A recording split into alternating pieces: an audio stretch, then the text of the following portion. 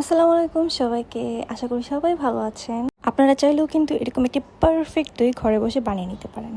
এর জন্য সবার ফার্স্টে 2 কেজি দুধটাকে 1 কেজি করতে হবে। 2 কেজি দুধটাকে 1 কেজি করার মাঝখানে পরিমাপ মতো চিনি দিয়ে দিতে হবে। চিনিটা কিন্তু যে যার স্বাদ মতো দিয়ে দিতে পারেন।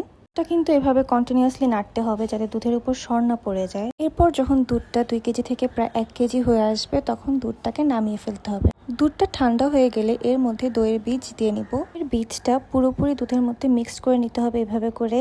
দুধের মধ্যে যখন দইটা পুরোপুরি মিক্সড হয়ে যাবে তারপর এরকম একটি মাটির পাত্রে দুধটাকে ঢেলে নিতে হবে। ঢেলে দিয়ে তারপর একটি গরম স্থানে দিয়ে ঢেকে সুন্দর করে তারপর সারাতের জন্য রেখে দিব। তারপর সকালবেলা উঠলে এরকম একটি পারফেক্ট দই আপনি দেখতে পারবেন।